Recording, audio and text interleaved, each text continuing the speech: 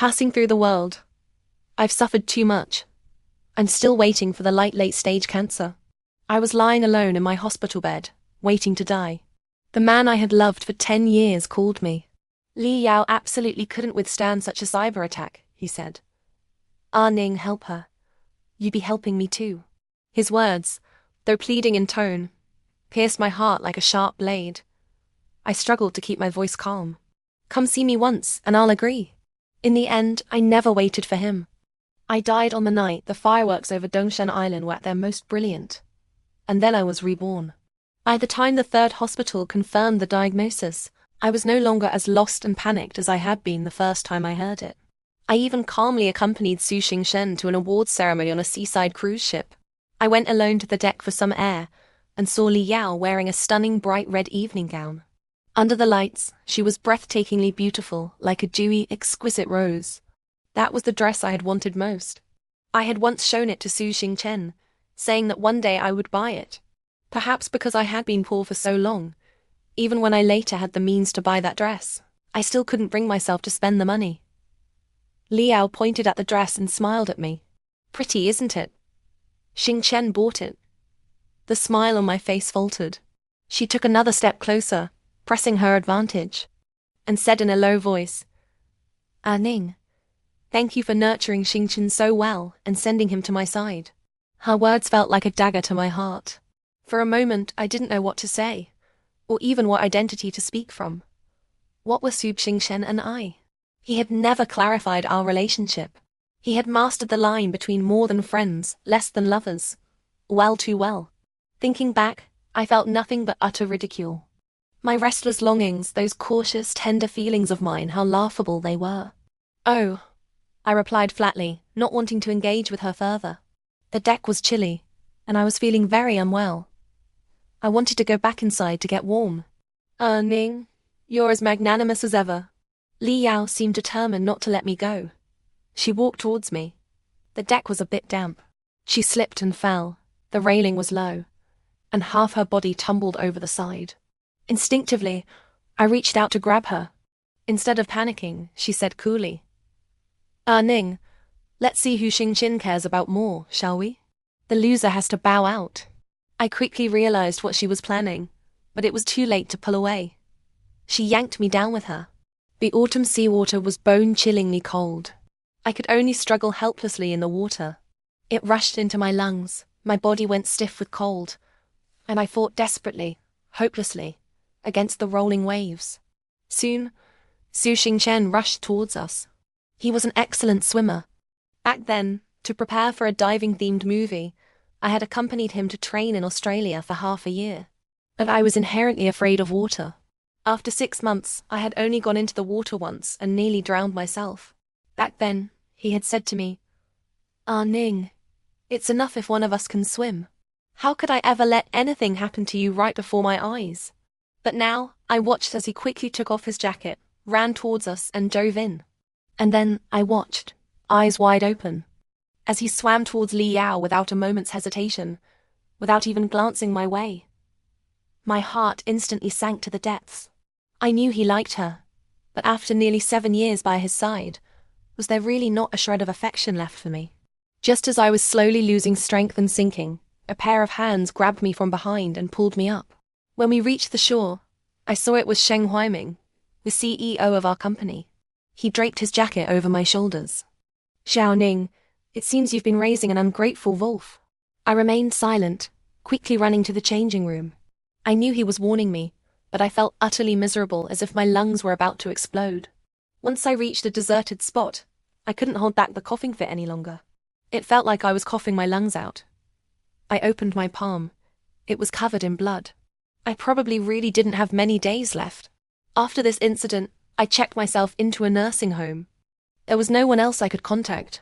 My father died early. My mother remarried Li Yao's father. They were a family of 3. I was the unwanted extra. Every time I went back to that house, the atmosphere would turn awkward. Even my mother once asked me, "Aren't you busy? Work is important. No need to exhaust yourself coming back so often." I've always been good at reading people. After that, I visited less than once a year. Thinking it over carefully, there was nothing left to miss. Except for one thing, I resented my own stupidity. How could I have become so dependent on and expectant of one person? I handed over all of Su Xingken's work to others. He didn't even call me. It wasn't until the day before New Year's Eve, when rumors about him and Li Yao were swirling wildly online. The hashtag was trending with a big explosive. Su Xingchen stepped forward to explain. You posted on Weibo. Li Yao is a wonderful actress. Please don't hurt her. If you insist on hurting her, then you don't need to be my fans. Looking at that post, my vision blurred before I knew it. Tears fell onto the screen. So this is what it's like when someone truly likes another person. He really never liked me. I had actually been living in a fantasy, so full of my own wishful thinking. I remembered that time I suffered cyberbullying. It started because, to promote his movie, we attended a variety show together. I hadn't hidden my feelings well enough. Perhaps the look in one's eyes when they like someone is impossible to conceal. Countless analytical posts flooded the internet, all saying the way I looked at him wasn't innocent. If that didn't count as liking someone, what did? This further enraged his fans. My personal information was dug up completely. All sorts of insults poured in. Sue's bitch. You think you're worthy? Is being brother's agent just for your selfish desires? You slut. Need me to find someone for you? Bitch, even your name is fake, right? So obsessed with Brother Chen, you'd throw away your own ancestors. It was the first time in my life I'd received such boundless vitriol. All because of a single look. Su Xingchen never said a single word in my defense. He told me not to take it to heart. That online storms were just a passing phase, they'd blow over. In the end, it was the company's official blog that stepped in to explain things for me. The company we belonged to had the best reputation in the industry. Back then, just one web series had been enough to make Su Xingchen famous. So his career-focused fans, afraid of offending the company, gradually let the cyberbullying subside. How laughable that I had thought. Back then, that he might not know I liked him, that he should focus on his career these few years. A single leaf blocking the eyes, unable to see Mount Tai. Even I could be that foolish sometimes. Lying in bed, I soon received Su Xingken's call. His tone was pleading.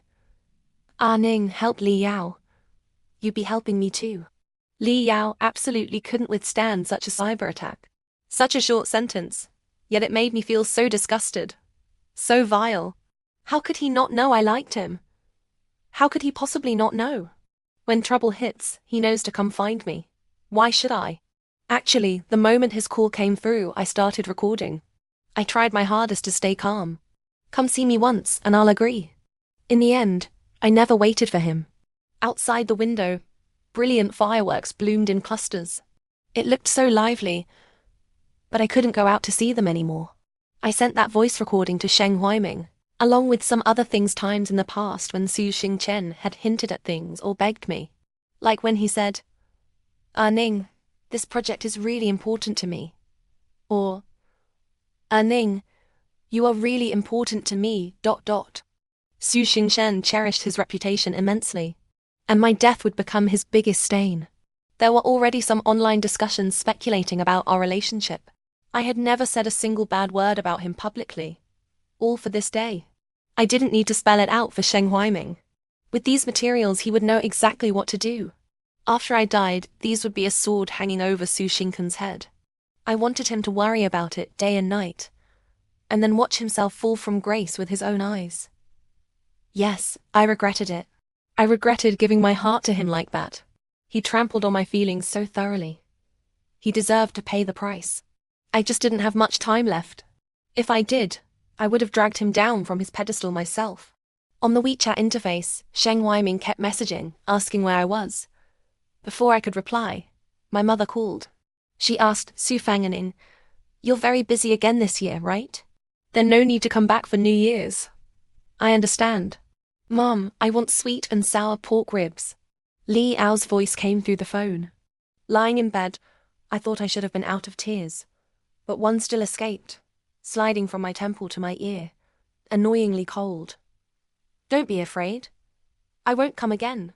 I'll never come looking for you again from now on. Don't be afraid. I really won't come anymore. I used all my strength to say that, then hung up. My whole body was numb with pain. So tired, so exhausted until I gradually lost all strength, and darkness fell before my eyes. When I opened my eyes again, I realized heaven had given me a chance to start over. I turned on my phone, feeling a bit dazed. This was my phone from 5 years ago, and the date on it was New Year's Eve, December 31st, 2017. Originally, Su Xingchen was supposed to spend New Year's Eve with me today. Every year before, we had always celebrated it together. We would sit on the rooftop watching fireworks, each holding a can of beer, toasting each other. Another year, Mr. Su. Please continue to look after me. Another year. Thank you, Miss Su, for continuing to stay by my side. Ambiguity bloomed and faded amidst the fireworks. Su Xingchen would drape his coat over my shoulders, telling me to sleep early. His eyes, so full of affection, would gaze at me. How could I not misunderstand? It was also from this year on that he started working with Li Yao. On New Year's Eve, he told me he was going on set, saying the filming schedule was tight, with lots of late nights. I even made him goji berry and snow fungus soup. Later, I found out he had actually gone to a concert with Li Yao. When I confronted him with the photos, he asked me, Ning, why can't I go to a concert with her? Can't I like her? One sentence shut me down completely. Because we had only been ambiguous. He had never given me any official status. I didn't even have the right to question him. From this year on, we never spent New Year's Eve together again. Every year he had tons of work, and I continued to shuttle between various banquets for his sake. Glass after glass of wine exchanged for one film contract after another for him. He never even consulted me before recommending Li Yao to those directors. He told me not to be emotional, to be professional. He didn't know how much effort and energy I had spent to meet those directors. No, it wasn't that he didn't know. He just only saw Li Yao. Li Yao had always been a dazzling rose, while I was just a weed. People only see the roses beside them. Who notices the weeds? From their first collaboration onward, they never stopped working together. At least one project a year. I watched helplessly as they became a genuine on- and off-screen couple, even co-starring in variety shows with joint fees, which I had to negotiate. Su Xingchen told me it was just work. Was it really just work? He clearly had better options, but he always put her first. His fondness for Li Yao was as impossible to hide as mine for him. Their CP fanbase even surpassed the fandoms of many second-tier celebrities. Their chemistry was good every time, and they grew closer and closer. He would notice pimples on her face and recommend skincare products and estheticians. Su Xingchen's skin hadn't always been great. To improve it for him, I gathered skincare products from various sources and tested them one by one on my own face. Once, I had such a bad allergic reaction my face broke out in pimples. He had dabbed medicine on it, saying he felt bad for me. I reassured him. It's fine. I'll test more. Your skin will definitely get better. You'll be the most handsome film emperor. Later, his skin did get better and better. Word spread in the makeup artist circles that Su Xingqian's skin was so good, he only needed his eyebrows done. This also landed him many endorsements. Then one time, he gifted me a set of custom-made women's skincare products. I was overjoyed for a long time. After giving it to me, he often asked how I liked it. I was so dense back then. I actually thought he was just concerned about me. Until I saw that same skincare set on Li Yao's dressing table. So he really just used me as a free guinea pig?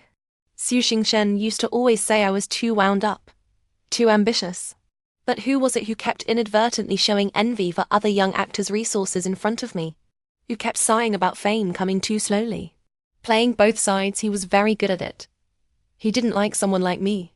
As one of his good buddies once commented, my eyes were full of desire. I was too goal-oriented. Not like Li Yao, innocent and carefree. Succeeding effortlessly. Just like in the past, I studied day and night, getting a face full of pimples, while she just needed to dress up prettily every day, spend money on a private third-tier college, then enter the entertainment industry. Smooth sailing all the way.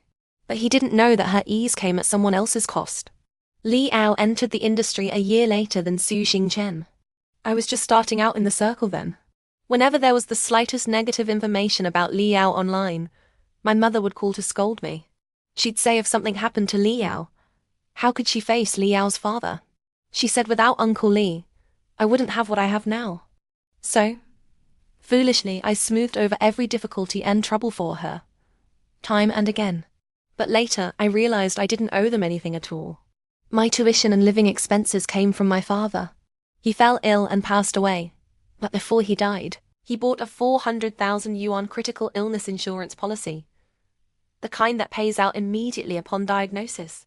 To leave me enough to live on, he chose to endure the pain until the end.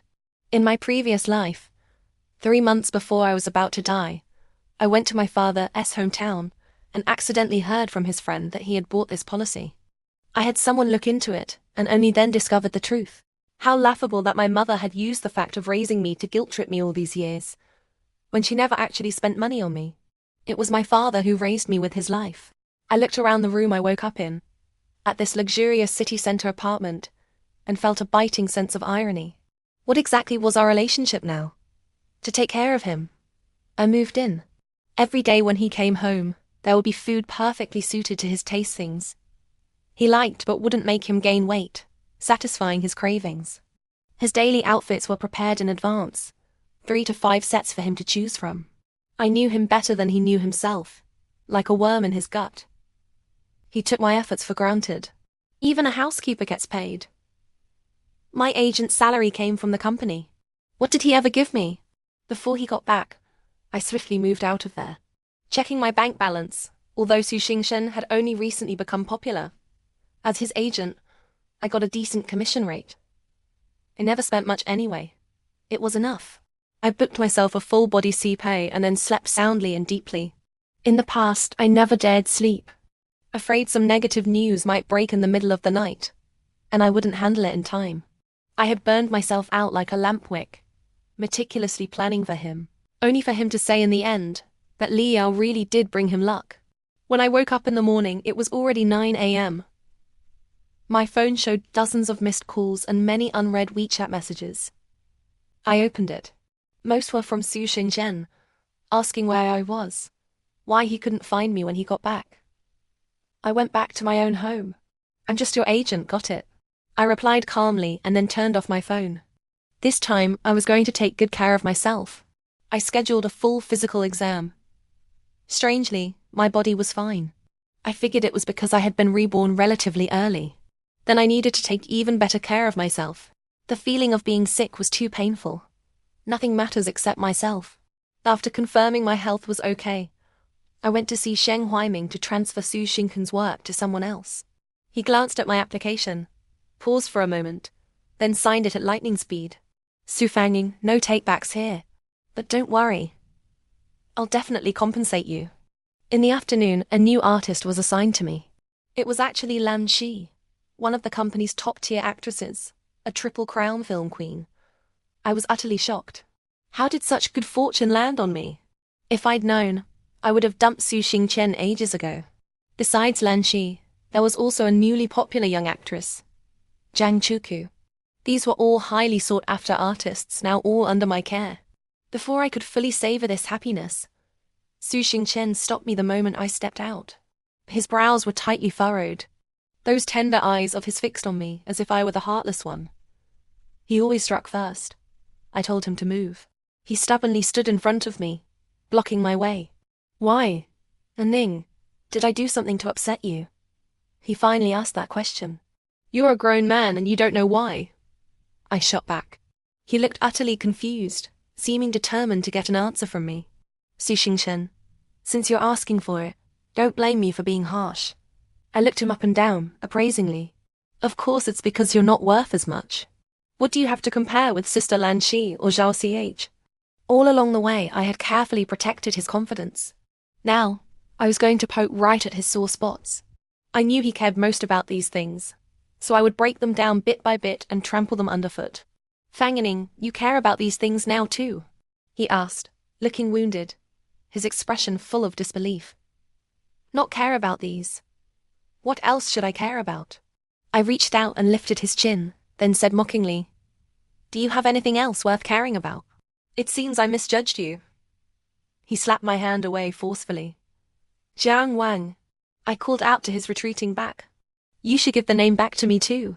Just thinking about the name, Su Xingchen, made me feel sick. Back then, he had just debuted. We finally landed a great role. To get it, he lost 30 pounds, starving himself nearly to the point of a mental breakdown. Then the director said he wanted to change things, deciding to shoot the character's youth first. Being too skinny wasn't good either. I felt they were just messing with us. How could someone with power look down on others like that? Actors were just like objects, forced to reshape themselves to fit. But he just silently persisted. Then, unsurprisingly, got ghosted again. He stayed in his room for a whole week without going out. I tried every way to cheer him up daily. Finally, at my wit's end, I learned that many celebrities change their names after becoming famous, mostly chosen by a very famous old master from X city. I managed to find out his address. I camped outside for 3 days and 3 nights without even seeing his face. Zhang Wang came to drag me back, furious, telling me not to believe in feudal superstition. But at night he drank alone on the rooftop. I went to find him. He suggested we just give up. No need to waste time. I grabbed him, holding back tears with all my might. It's not a waste of time. You will become famous, hugely, spectacularly famous. Under the starry sky, he lowered his gaze. It was the first time I'd seen him so down and out. I gripped his hand tightly. If you don't have good luck, I'll give you mine. My luck is pretty good. How about I give you a stage name? How about Su Xingzhen? Su is the only thing my father left me. Just this surname. Using it, my father will protect you like he protects me. Chen was the title Emperor Taiji gave to Helanzu. Later, she received a lifetime of favor. I hope your star path will be like hers. I explained a whole bunch. He laughed, teasing me for being too superstitious. But the next day, he submitted the application to the company and used that name. From then on, his star rose smoothly, his popularity exploding uncontrollably.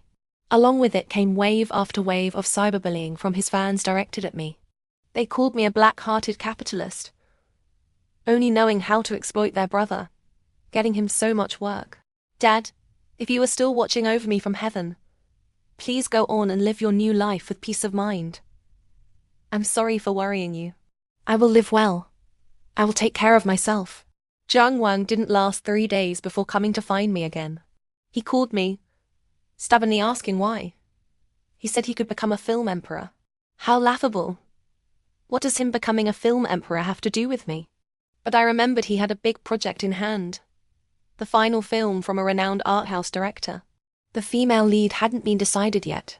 In my previous life, he secretly introduced it to Li Yao, propelling her from a second-tier popular actress to winning a Film Queen award in one go.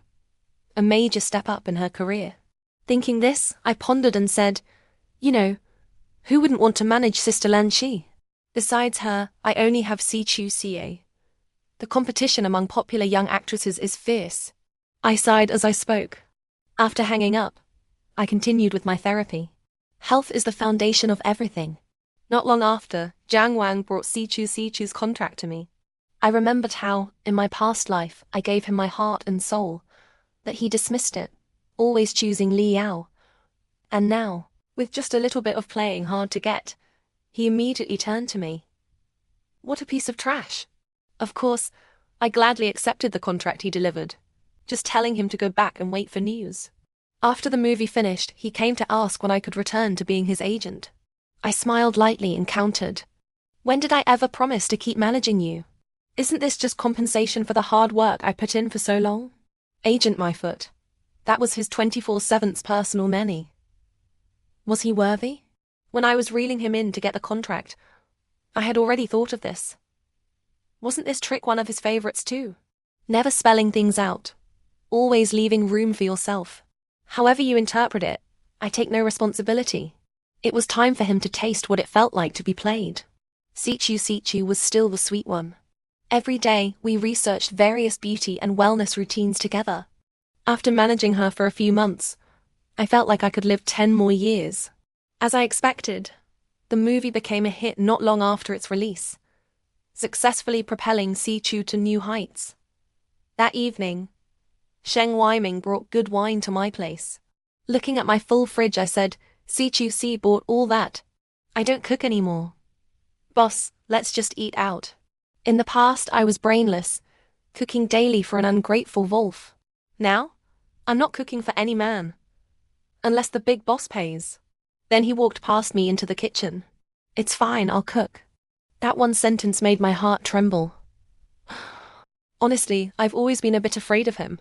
Since I first met him, he gave off this vibe of being a shrewd, calculating old fox. There are only so many film emperors and queens in this circle, and more than half are at Shang-Chi Pictures. Many who've been popular for years are still under his thumb, greeting him with utmost respect when they see him. But thinking it over carefully, what could the big boss possibly want from me? A pauper like me. It's not like he could scam me for money. I figured it was probably because this time I directly propelled Sichu to stardom and brought the company another film. He saw my capabilities. Truly worthy of being Shang the Fox, able to bend and rise. To win my loyalty, he didn't hesitate to get personally involved. Sure enough, Jiang Wang was holding me back. The moment I kicked him to the curb, my career took off. To the point where the big boss values me this much. The big boss even has this skill. The food he cooked was simply a feast for the eyes and nose, perfectly delicious. What surprised me was that he actually remembered my dietary restrictions. I eat scallions but not cilantro. I like stir-fried dishes without Sichuan peppercorns, things like that. Standing there, I couldn't help but think, had I underestimated myself before? Otherwise, why would the big boss go to such lengths to keep me? At the dinner table, he served me dishes while asking what reward I wanted. Honestly, for a moment, I really couldn't think of anything. But this was an opportunity. You miss it, it's gone. When it comes to rewards, money is naturally the best. But what's the big boss's limit? Anything? I looked at him, eyes sparkling. He actually seemed a bit uncomfortable, maybe because of the alcohol. His face looked slightly flushed. Under the light, I saw the big boss's fair skin paired with his deep-set features. Strikingly attractive. I couldn't help but swallow. Beauty is a trap. Beauty is a trap. Before I became completely besotted, I quickly said, "Boss, you know, besides money, what else could I possibly lack?" I looked at him with a pitiful expression. Before I could fully set the mood, the doorbell rang. Opening the door, I saw Jiang Wang's face, which seemed to have lost its former beauty. Sure enough, his good looks were nurtured by my painstaking efforts. I glanced at my own lovely reflection in the full-length mirror out of the corner of my eye. So this is the reward for investing time in myself. How can I be this pretty? How can I be this pretty?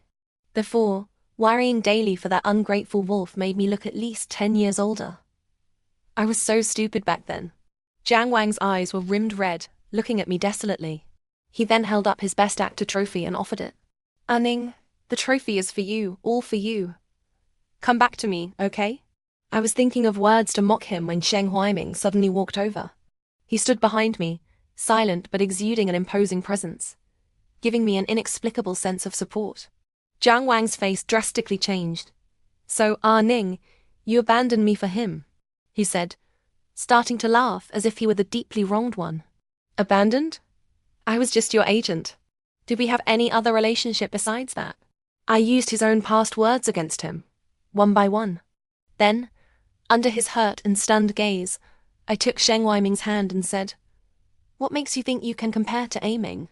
Jiang Wang stared at me, eyes wide with rage. I wanted to humiliate him.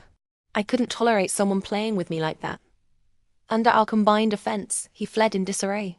Closing the door, I realized I was still holding the big boss's hand.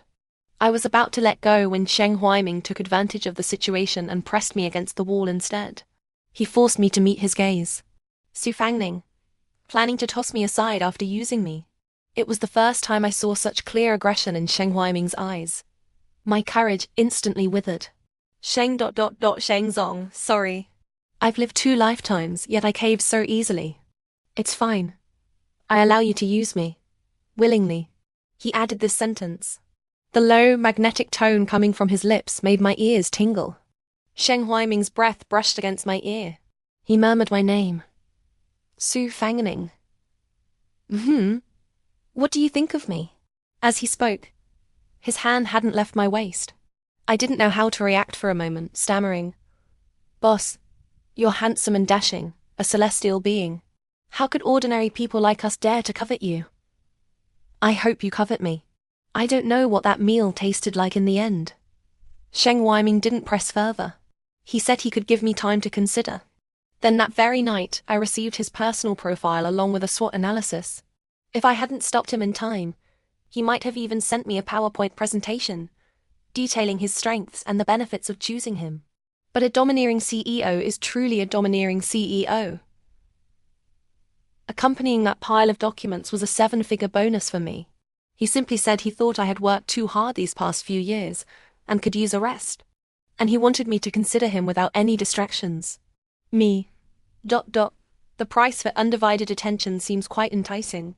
Perhaps because I haven't meddled with Li Yao's affairs this lifetime, or because I snatched that career-changing movie.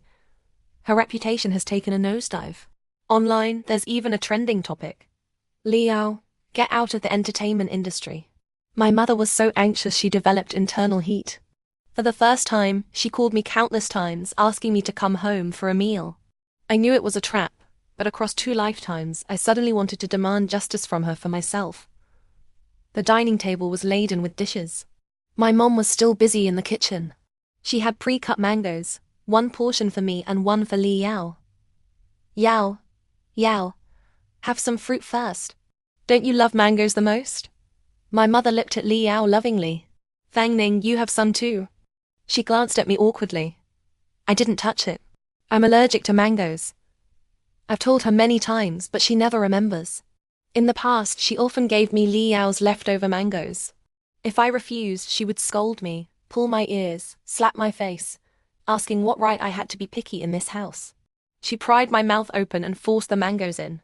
At night, my skin would be covered in rashes, swollen and itchy. Even if I scratched until it bled, I couldn't stop. So every time Li Yao ate mangoes, I was terrified. I was afraid she'd leave some. I always found excuses to leave the house whenever I saw her eating mangoes. My mother brought out the last dish for the meal. Braised prawns. I was only sad for a moment. I'm also allergic to prawns, but I'm used to it by now. She first served Li Yao several prawns, muttering, I went to the biggest fresh market early this morning to pick these. I knew you'd love them. Thanks, Mom. Li Yao replied with a smile. I watched their mother-daughter affection like a stranger. My mother seemed to finally remember me and also put one in my bowl. I put down my chopsticks, propped my head up, and admired the harmony of their family. My mother ultimately couldn't hold back. Fang Ning, aren't you on good terms with that CEO Sheng? Help Yao. How can you just watch your sister get slandered like that? She even sounded a bit angry as she spoke. Slandered? The main reason Li Yao is being criticized is for shipping CPs. But she did do it. I smiled and calmly retorted, why should I? You child, if it weren't for your Uncle Li, would you have what you have now? She continued with her old routine. Did I really spend Uncle Li's money? Su Fangning, what are you saying? Aren't you afraid my father will come looking for you at night? I stared straight into my mother's eyes. I gave birth to you. Is this how you talk to me? She yelled at me, ashamed and angry. Apologize, I said calmly. What are you saying? Su Fangning, who do you think you are to demand an apology? My mother said, about to throw a bowl at me. You dare?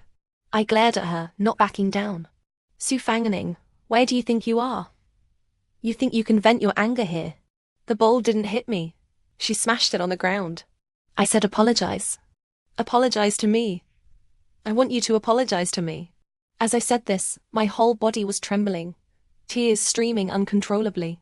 I hated myself like this, weak as a worm. I dug my nails into my palm, trying to calm my voice as I continued to threaten her. Otherwise, I'll expose all this. I guarantee what Li Yao is facing now is just an appetizer. Su Fangning, how dare you? How dare you? My mother said, getting up to hit me. I stood up and kicked over the table. Dare? What don't I dare? You're welcome to try. All 3 of them stood up, silent, especially my mother, who just glared at me as if I were her enemy. Apologize. Can't you do it? Isn't this what you always forced me to do? Whether it was my fault or not, didn't you always pressure me to apologize? I asked her word by word. Su Fangning, have you eaten gunpowder today? Her tone finally weakened, clearly lacking confidence. I probably didn't even spend half of my father's money, right? How dare you lie to me about money my father exchanged with his life? Even keeping some for yourself. Are you even human? Fang Ning. You were so young back then. I was just afraid you'd feel bad. My mother tried to ease, walking over to take my hand.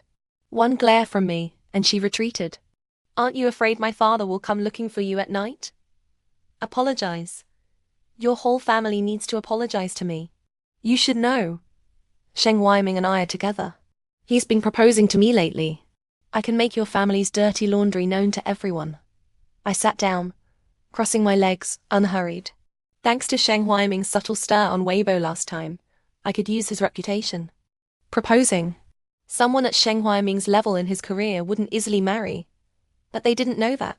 Today I was determined to make them apologize. Su Fangning, I am your mother. My mother said this, almost in tears. You still remember you're my mother? I thought you only had Li Yao as your child. I looked up at her, full of sarcasm. She stared at me, her expression making me feel extremely irritable. For a moment, I genuinely contemplated destroying their entire family. I got up, ready to leave. My mother rushed over and grabbed me. What are you going to do?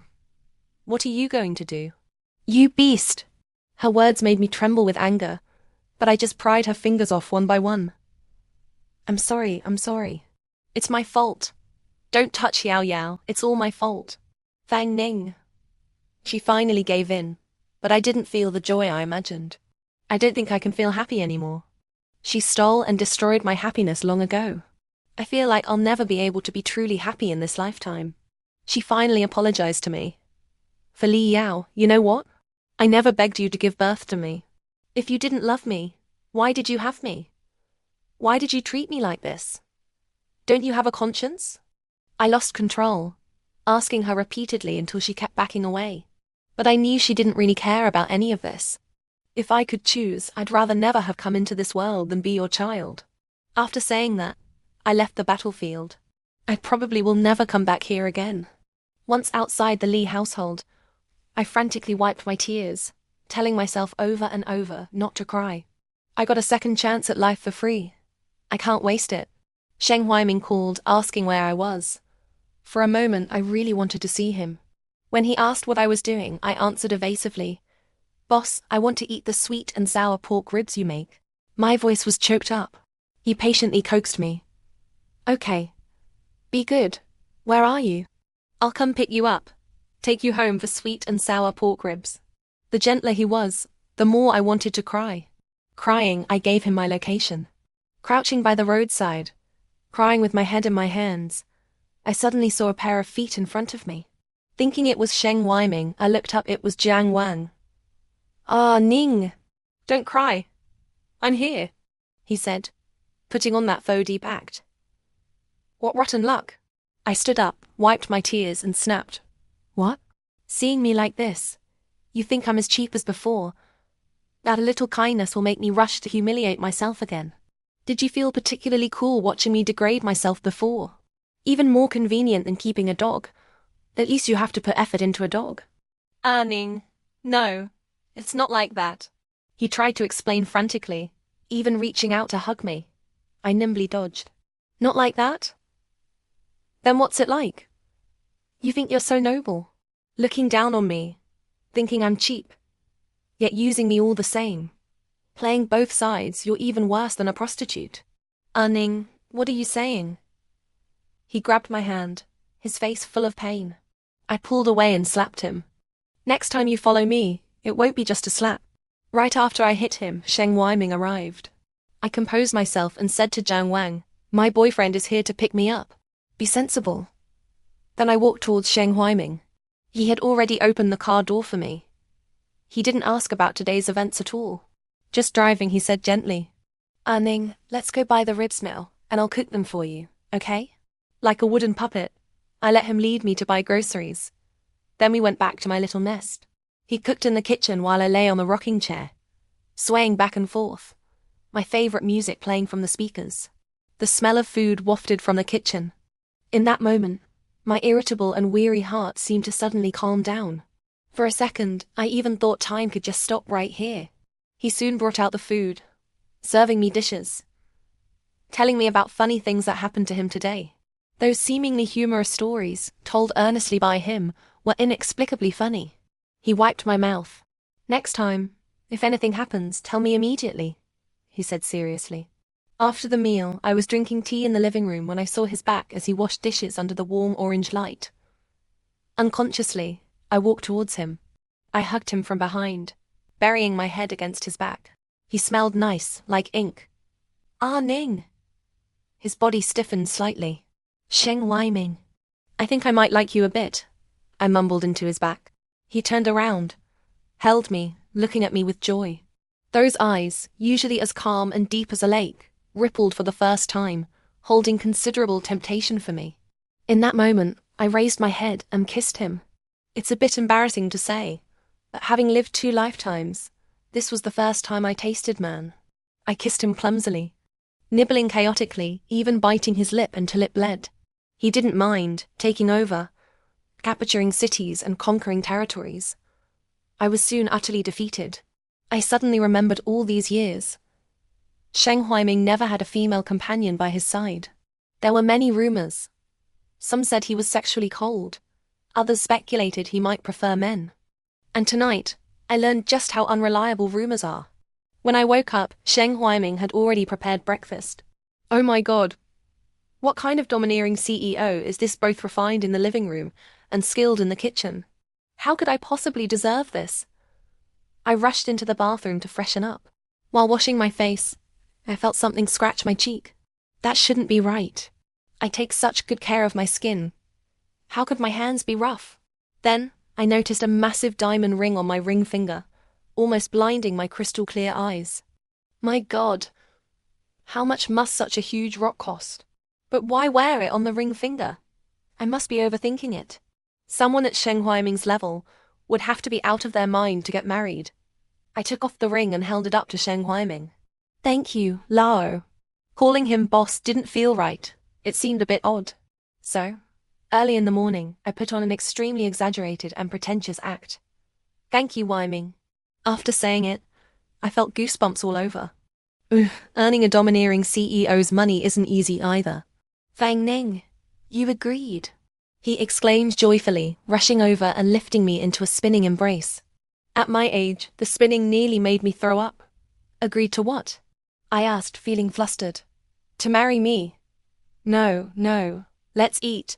The congee is getting cold," he interrupted, pulling me toward the dining table. "Help.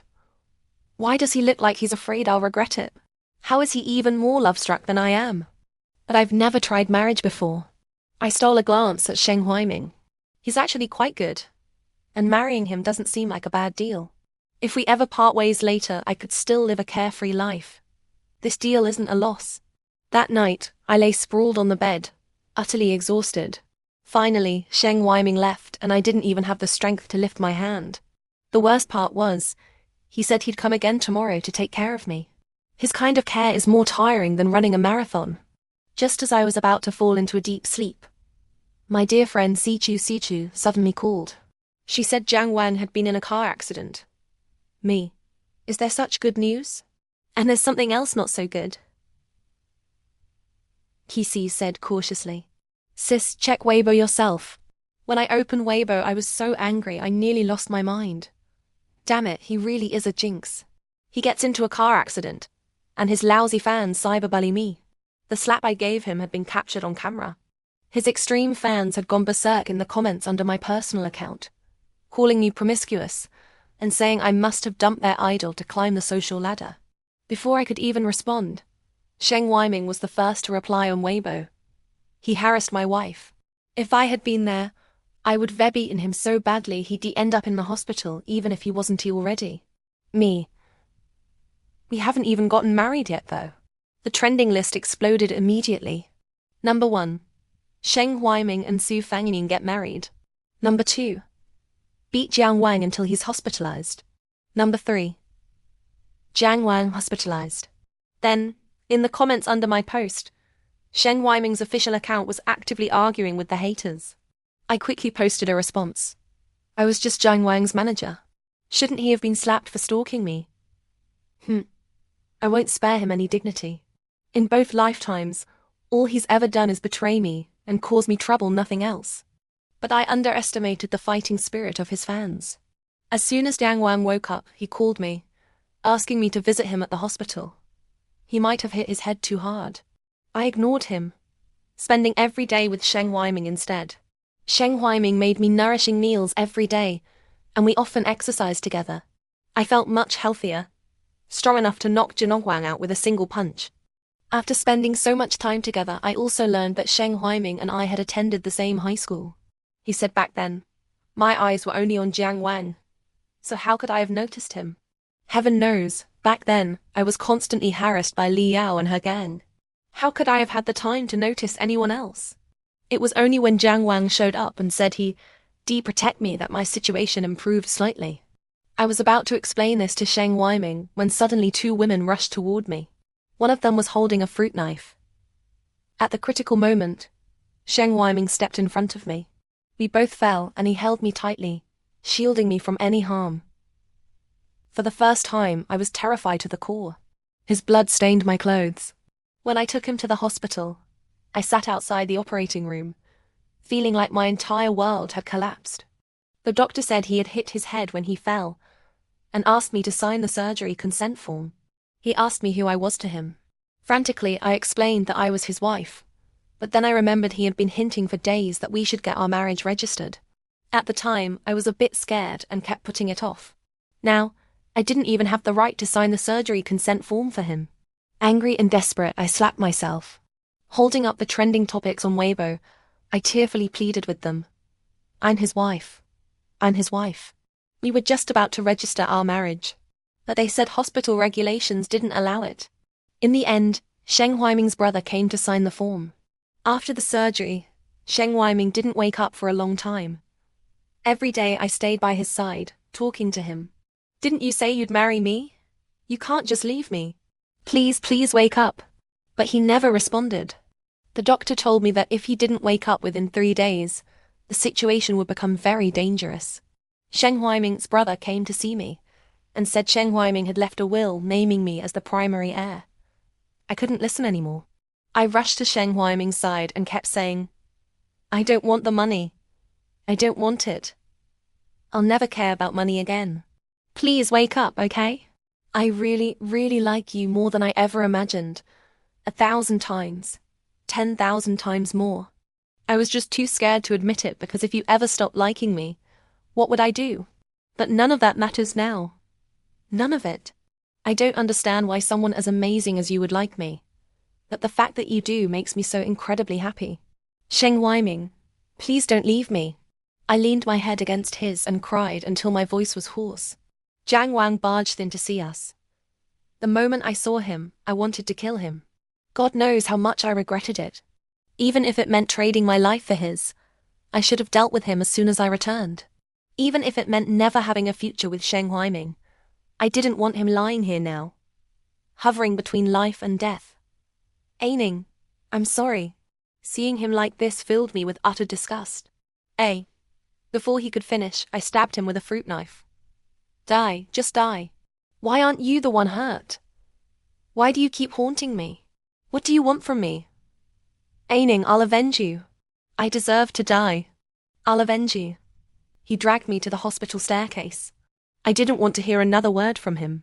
Just as I was about to turn away, he threw himself down the stairs. He was tough, even after being stabbed. He could still stand up. I stood there, watching him coldly. He actually started crying. Aining! It wasn't like this. It wasn't. You never treated me like this before, Aining. I remember everything now. It's my fault. All my fault. Aining, I remember everything. Whether you remember or not, what does it have to do with me? I threw those words at him and walked away. The next day, Sheng Huaiming still hadn't woken up. Sitting beside him, I was almost out of tears. I didn't know what to do. I couldn't understand why fate was toying with me like this. Li Yao came to see me, sneering. Su Fangning, if your protector dies, what will you do? He's been protecting you since high school, and he's still protecting you now. I wonder how long you'll last without him. Who? Who protected me in high school? I grabbed her collar. Who else? You're Sheng Weiming. Back then, he threatened us not to lay a finger on you. Now, he. Before she could finish, I slapped her across the face. He what? How dare you even speak about him? I slapped her again. Su Fangyining, how dare you hit me?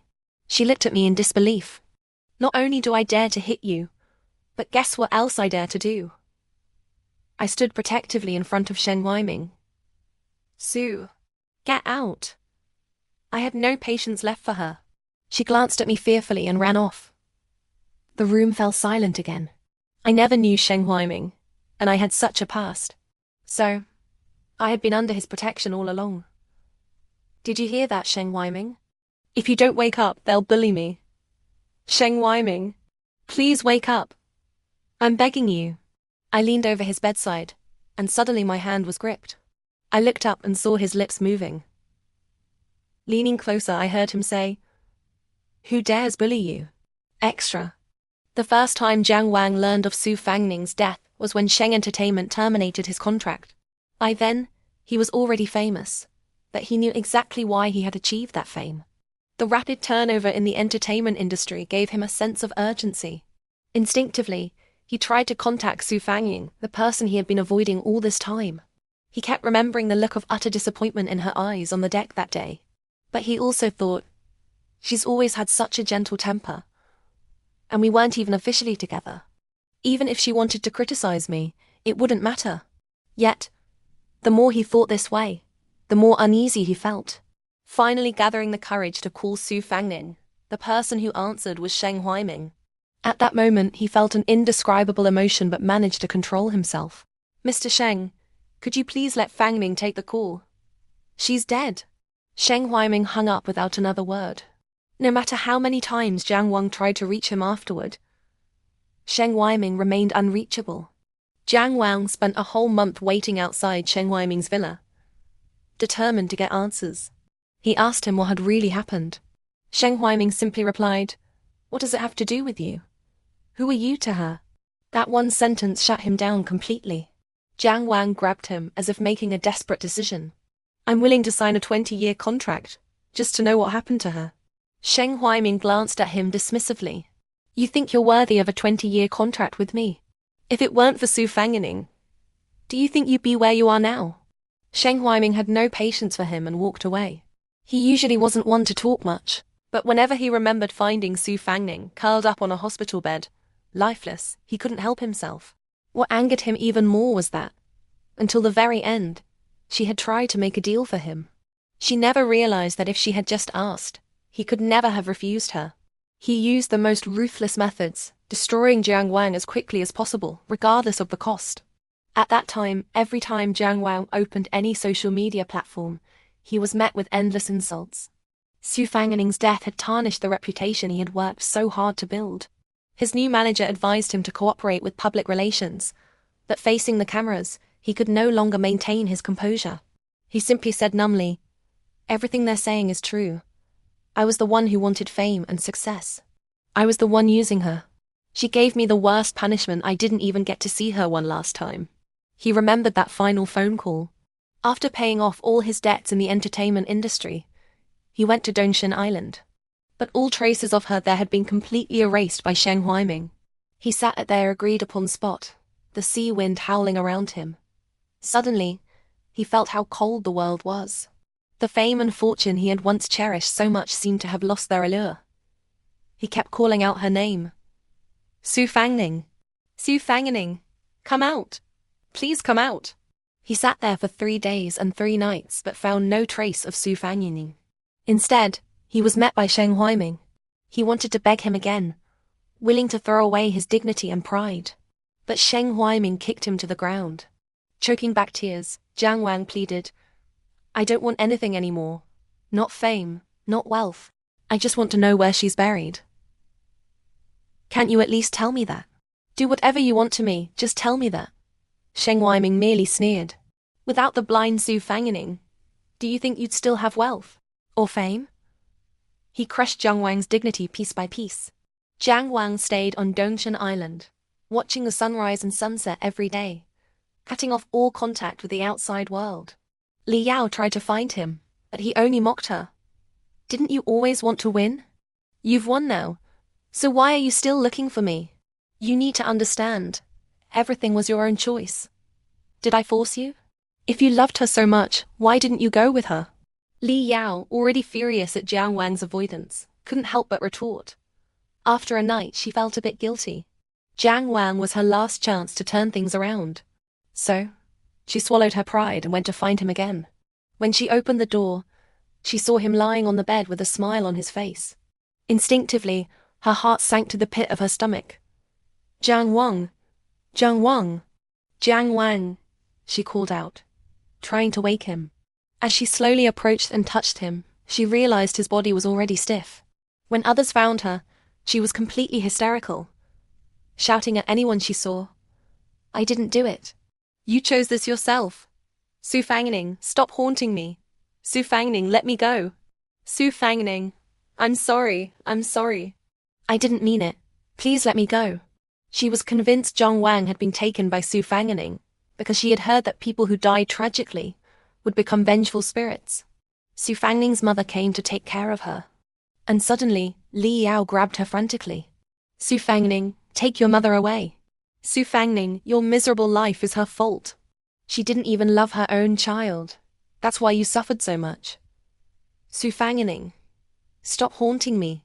Your mother is only nice to me because she wants to please my dad. Go haunt your mother. Su Fangning's mother, the usually cold and indifferent middle-aged woman, broke down for the first time. Choking back tears, she cried, Su Fangning, how could you be so heartless? I'm your mother. Why didn't you tell me? She kept asking, but no one could answer her. Li Yao's father stormed in and scolded. Su Fangning is nothing but a curse. Even dead, she's still ruining Yao Yao's life. Those words sent her into a rage. She lunged at the middle-aged man she had taken care of for over a decade, pounding on him as she cried, Are you even human? Are you? Aren't you afraid of karma? Are you a monster? She had always been gentle, understanding, and kind, but her sudden outburst shocked the man. He pushed her away forcefully, causing her to crash into a cabinet and cut her forehead. Staring at the man's disgusted expression, she burst into tears. Su Fangning, do you see this? My karma has come. Do you see it? Are you satisfied now? Su Fangning, go and be reborn into a better life. I promise I'll never bother you again. That night, after finally getting Li Yao to sleep, the living room was eerily quiet. She saw a plate of mangoes on the table and suddenly remembered when a young, frail Su Fangning first came to the Li family with her. Li Yao's father often argued with her about Su Fangning. Su Fangning's biological father had passed away, leaving a will that only mentioned her. She suddenly wondered why she had even given birth to her. What had Su Fangning ever brought her besides pain? So she forced her to eat the leftover mangoes. Later, afraid something might happen, she even put allergy medicine in boiled water for her. She knew exactly what she was doing, but couldn't stop herself. She despised and loathed herself. Yet the more she did, the more she wanted to make Su Fangning suffer even more. It seemed like the only way she could find some relief. Gradually, Su Fangning grew distant from her, treating her worse than a stranger, even trembling at the sight of her. But the more Su Fangning pulled away, the angrier she became. She kept provoking her, wanting her to beg for mercy, wanting her to ask for forgiveness. If she did, she would stop. But she lost control more and more. Every time she saw Su Fangning, she wanted to hurt her. Only when Su Fangning was truly gone did she feel like she had suddenly awakened from a dream. Only then did she realize what she had done. She grabbed the mangoes and frantically stuffed them into her mouth. She had always been allergic to mangoes. After just a few bites, her skin began to itch. There was still a whole box in the kitchen. She brought it out and started shoving mangoes into her mouth, one after another. Back then, to please Li Yao, she had always worn gloves while peeling mangoes for her. Now she ate them barehanded. Between bites, she cried, Su Fangning, Mom has avenged you.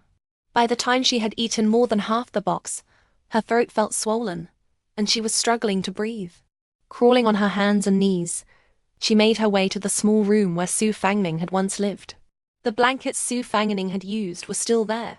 She had kept them all this time, but had also intentionally said those hurtful things to her. She felt like she must have been insane. Lying on Su Fangning's bed, she faintly remembered how Su Fangning had looked when she first arrived, timid, afraid to even look at people. She reached out her hand and whispered, "Aiming, don't be afraid. Mom will take good care of you." When Jiang Wang woke up, he was first in disbelief, then wept bitterly. He had actually been given a second chance. He vowed to treat her well this time. Thinking of her health, he called her repeatedly, urging her to get a checkup. Since he had returned so early, she definitely wouldn't end up like she did in her previous life. But she had already blocked him. Whenever she saw him, her expression was filled with utter disgust. He had already guessed some of it, but he didn't dare admit it. He couldn't believe that despite being given a second chance by fate, his Su Fangning had become like this. Even when he saw her ignoring online scandals just to get her beauty sleep, he still deceived himself, thinking that she must have started taking care of herself, which was a good thing. But slowly, she grew closer and closer to Sheng Huaiming. When he confronted her, she bluntly snapped, "What's it to you? What does it have to do with you?" There was no bond between them, no identity that gave him the right to question her. Yet, all of this was his own doing. Later, he finally faced the truth. He was certain she had also been reborn, but fate had played a cruel joke on him, bringing him back too late, so late that there was no chance for redemption. When she and Sheng Huaiming were injured, he was terrified. He rushed to the hospital, only to be met with her accusations. She asked him why he wasn't the one who died. He had never known a person could feel so much pain. All the words he had rehearsed in his mind, all the explanations he wanted to give her, wouldn't come out. He had truly done those things. There was no excuse, no way to avoid responsibility. When she stabbed him with a knife, he didn't even try to dodge. His heart didn't ache, he could no longer deceive himself. She had truly fallen in love with Sheng Huaiming. He dragged her to witness his punishment, but she didn't even give him a single glance. Holding on to his last shred of hope, he called out to her, "Aining, I remember everything now. Aining, you used to like me. You did like me." The only response was her cold expression as she said, "What does it matter if you remember?" When a person loves someone, they can be reckless, like a moth drawn to a flame, regardless of gain or loss. But when they stop loving, they can be just as cold and ruthless. Jiang Wang didn't know what to do. Life wasn't a script, and there was no reunion after separation story for him and her. Later, he apologized to her online, confessing and repenting for everything he had done to her. Ironically, his fans praised him as a devoted lover. How he wished he truly were, instead of someone who had once chased fame and fortune. After that, they never crossed paths again. When she got married, he didn't even have the right to attend. He watched her radiant smile in her wedding dress online, feeling insane with jealousy. He had once had the chance to have her. He had personally handed his lily to someone else. His life had lost all hope, but he suddenly remembered her once saying she liked him when he shone brightly. He threw himself into acting, taking on every challenging role he could. To secure good contracts, he drank until he had to have his stomach pumped at the hospital. He finally won those once unattainable awards. But the moment he stood on stage, he felt utterly alone. The girl who once sat in the audience, her eyes filled with him, had been lost by him. Along with the honors came a body riddled with illness. Before he turned 40, he was diagnosed with late-stage stomach cancer. He could barely eat anything, surviving mostly on liquid food. He wrote a will leaving everything to her, but she refused it. In his final days, he used a nurse's phone to call and beg her, "Aining, can I see you just one last time?" No. The call was hung up without hesitation. He waited on his sickbed until his death but never saw her again. As Jiang Wang closed his eyes on his sickbed, a light rain was falling outside the window. He faintly heard a nurse sigh. He kept saying Aining until the very end. Meanwhile, Su Fangning was watching the aurora with Sheng Huaiming in a small wooden cabin in Norway. Firewood crackled in the fireplace as Sheng Huaiming gently wrapped a blanket around her shoulders. "Are you cold?" She shook her head and leaned into his embrace. The aurora danced like green ribbons across the night sky, magnificent and serene. Sheng Weiming suddenly whispered. Actually, the first time I saw you wasn't in high school. Su Fangling looked up, her eyes reflecting the shimmering green light. Even earlier, he smiled, his eyes softening with memories. The hospital where your father was treated was funded by my family. Once, when I was visiting a relative, I saw a little girl crying in the stairwell, clutching a critical condition notice. He paused.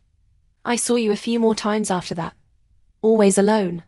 Back then, I thought, why does this girl always have to carry everything by herself? Su Fanging was stunned. Those memories had long faded into grey, fragmented images, only recalling the smell of disinfectant and cold, empty hallways. So in high school, you recognized me?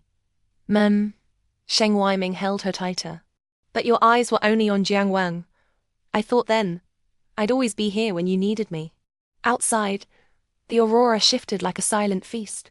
Su Fangling suddenly felt that the pains, regrets, and struggles of her past life seemed small and distant under this vast starry sky. She once thought the light would never come, not realizing that someone had long lit a lamp for her. She had simply been turning her back to that light, chasing after fleeting fireflies. Sheng Weiming, she called softly. I'm here. Thank you for waiting for me for so long. He kissed the top of her head.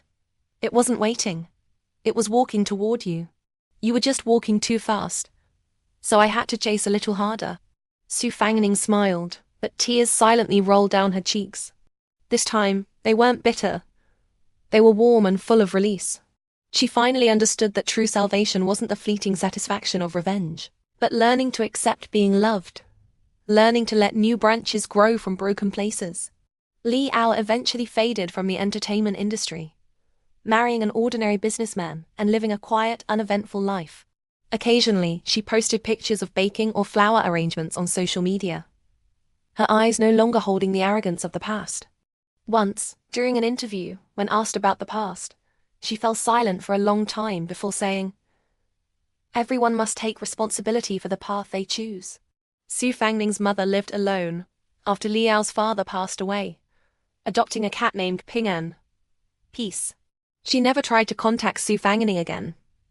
But on Su Fangling's birthday every year, she would visit her ex-husband's grave with a bouquet of white chrysanthemums and stand there quietly for a while. As for Jiang Wang, after his death, his ashes were scattered into the sea near Dongzhen Island. As per his will, that night, there were fireworks, a common celebration on the island.